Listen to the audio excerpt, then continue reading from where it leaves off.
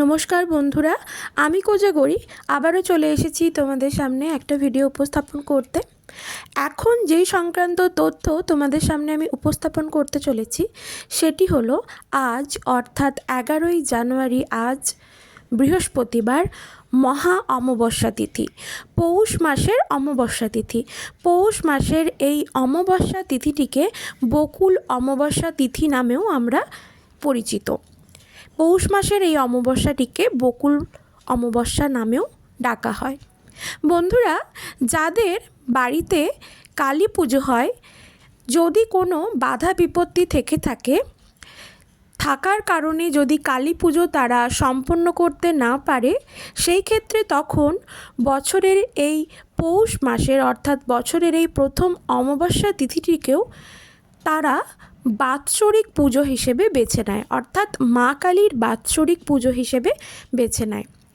আজ রাতে তোমাদেরকে এই ক্রিয়াটি যদি তোমরা সম্পন্ন করতে পারো, অর্থাৎ এই ছোট্ট জিনিসটি যদি তোমরা পুড়িয়ে দিতে পারো, তবে তোমাদের বাড়ি থেকে বাস্তুদোষ চিরকালের মতো দূরীভূত হবে।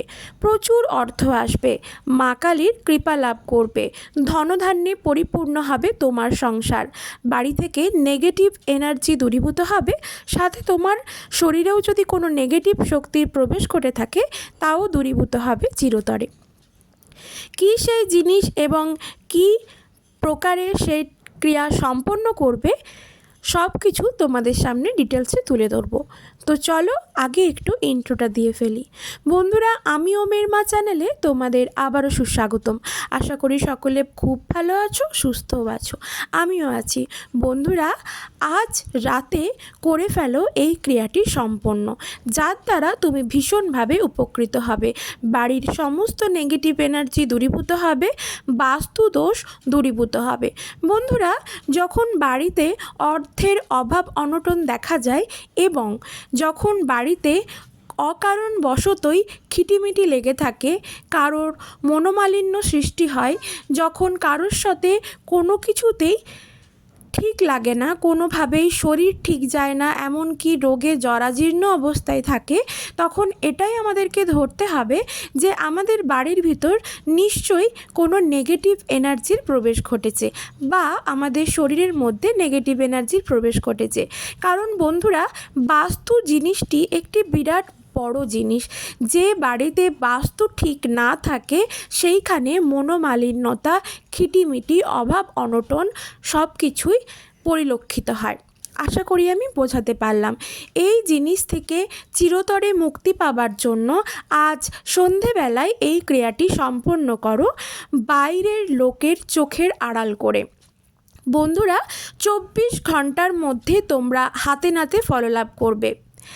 এক বিরাট মিরাকেল দেখা দেবে তোমাদের জীবনে। তবে মনে পজিটিভিটি রেখে আর বড় মায়ের ওপর আস্থা, বিশ্বাস, ভরসা রেখে এই ক্রিয়াটি সম্পন্ন করো, হাতে নাতে ফললাভ করবে। বন্ধুরা, আমি এই ক্রিয়াটি যে কালী পুজো গেল কার্তিক মাসে, সেই মাসে কিন্তু কালী পুজোর অমাবস্যার রাতে এই ক্রিয়াটি সম্পন্ন করেছিলাম। আমি কিন্তু হাতে নাতে ফললাভ করেছি, আমার সমস্ত সমস্যার সমাধান হয়ে গেছে।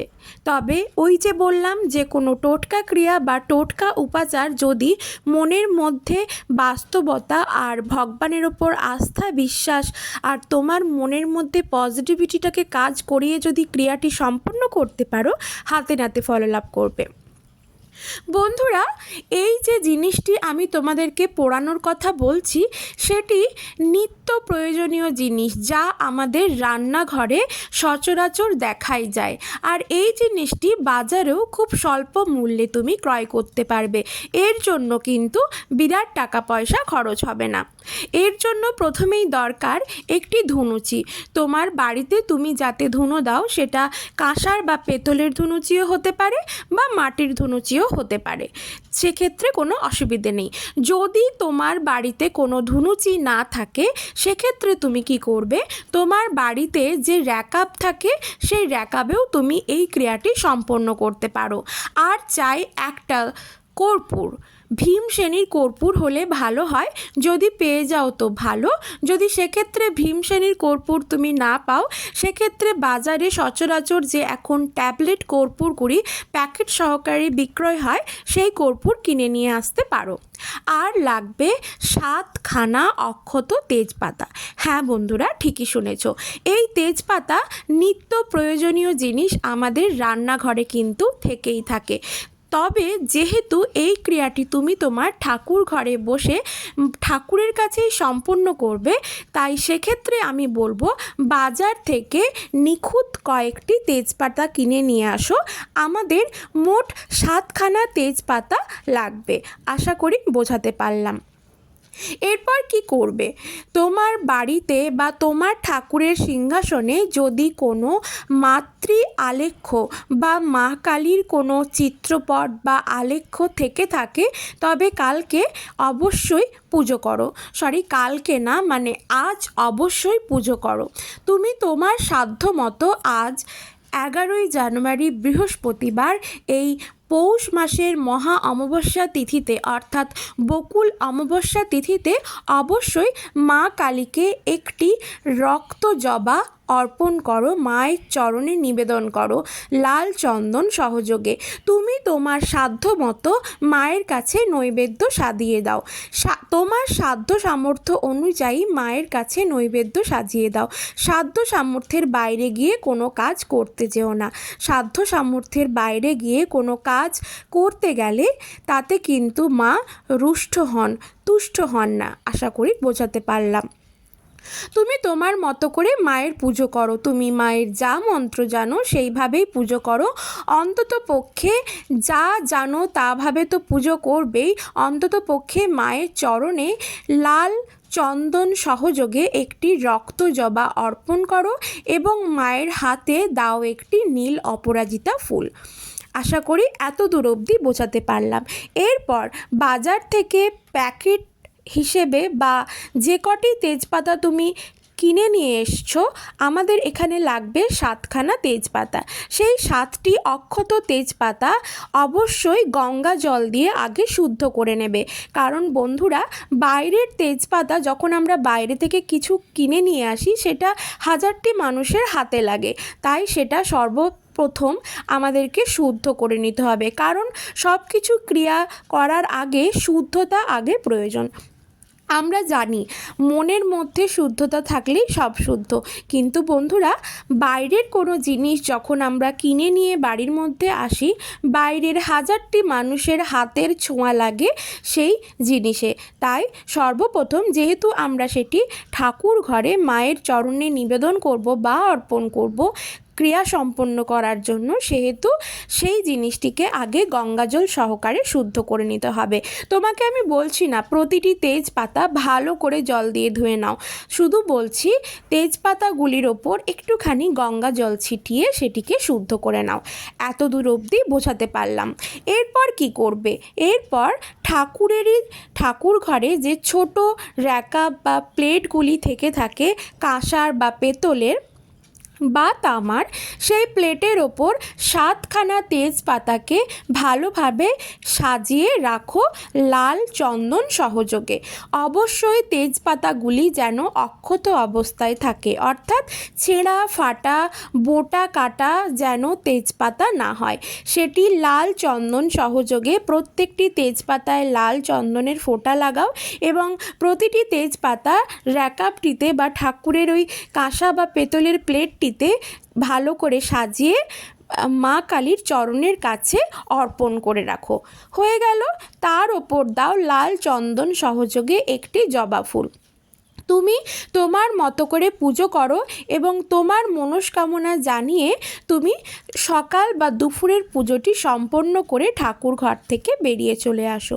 এরপর সন্ধেবেলায় যখন তুমি সন্ধে দেখাতে যাবে, সেই সময় নিশ্চয়ই তুমি ঘিযুক্ত প্রদীপের আরতি করবে, যদি তোমার সাধ্য সামর্থ্য থাকে।